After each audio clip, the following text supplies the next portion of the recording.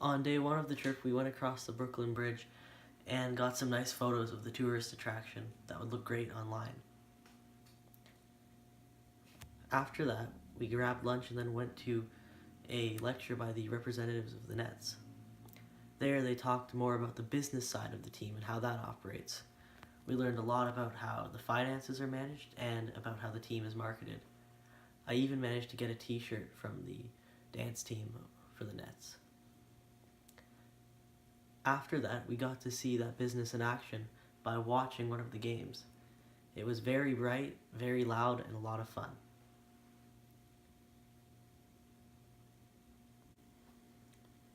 The game itself is a form of advertising and promotion. Because the game is broadcasted on TV and there are already fans in the audience, sponsors will definitely want to get in on the action and pay to have their brands advertised by the team and stadium. This will also attract new fans who see these teams on TV and want to go watch them in person.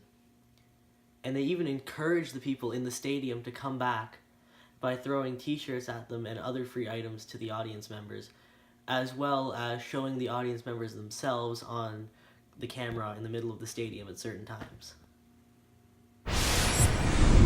On the second day of the trip, we went to Wall Street, where we had a speaker tell us about how to run a business and how to make a business plan.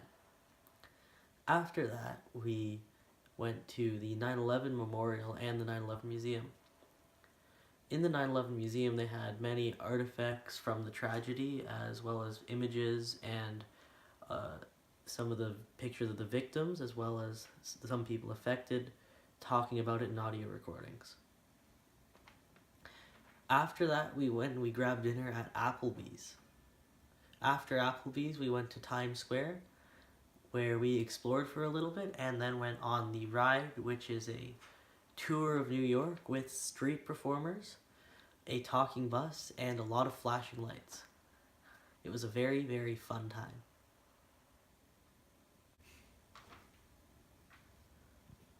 One thing we did was the 9/11 Museum, which specifically relates to the business concept of pricing.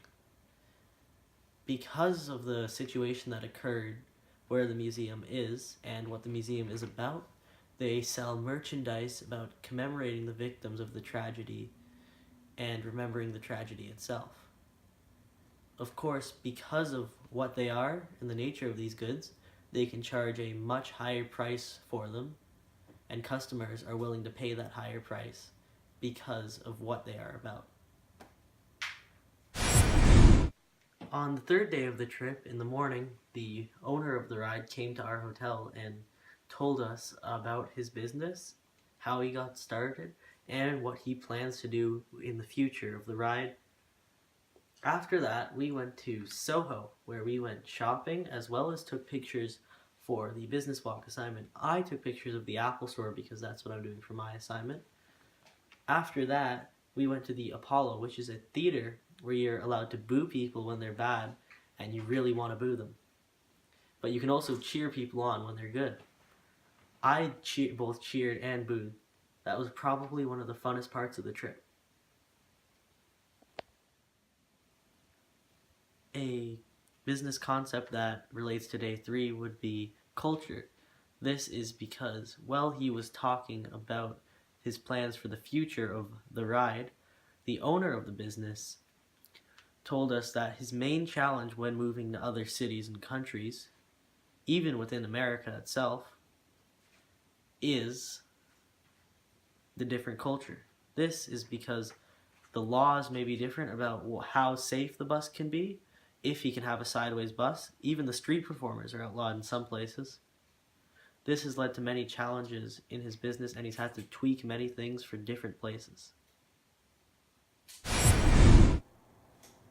On the 4th day of the trip, we went to the UN, where a representative spoke to us about what the different departments in the UN do, as well as what the goals of the UN are and what nations are involved in the UN.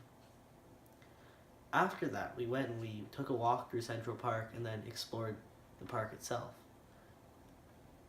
followed by 5th Avenue to go shopping, of course. However, most of the goods there were too expensive for me to be able to afford.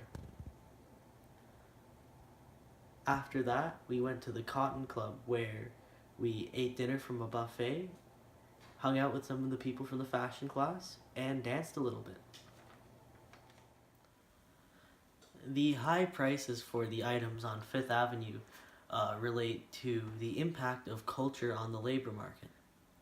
This is because, unlike other corporations which choose to order from places where they don't have to pay their employees much, such as China or India, many of the designer stores at Fifth Avenue choose to have their goods made in factories in countries that have higher labor standards, so they get a higher quality product, but it also costs them more, so they have to sell it at a higher price. They get it from places such as Italy or other European countries, which is where most designer stuff comes from. On the 5th day of the trip, we went to the Brooklyn Navy Yards, where we learned about the many products produced there and the companies that buy factories there in order to produce their products. One building that I found particularly interesting was the food building, where many businesses that sell food products would sell their food to the people who work in the Navy Yard, as well as producing their food there to be sold in other parts of the country as well as other countries. After that, we went to the Kelsey Market, which is very much like the St. Lawrence Market in Toronto. It's full of many independent businesses, most of which selling food, and it's completely indoors. After that, we went to Times Square. Me and my friends decided to explore the M&M store, and we got a bunch of M&Ms and M&M related products. After that, we finished off the trip with a Broadway show called Ain't Too Proud. This show was a very interesting show about the lives of the original members of the band called The Temptations. This band has had over 20 members in its entire history. The business concept that relates to the 5th and final day of the trip is a mixed economy. This is because all of the businesses in New York, including the M&M shop and all of the theaters on Broadway, are privately owned and do have private property.